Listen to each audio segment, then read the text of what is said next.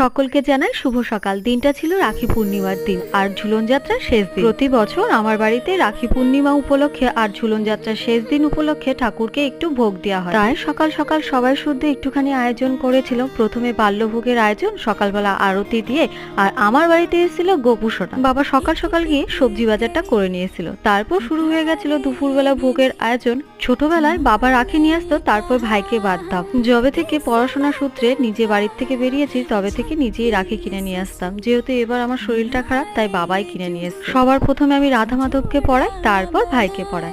এবছর কিন্তু লাড্ডু গোপালও ছিল, আর এরা দুজন হচ্ছে আমার কাকার ছেলে, পাশেই বাড়ি।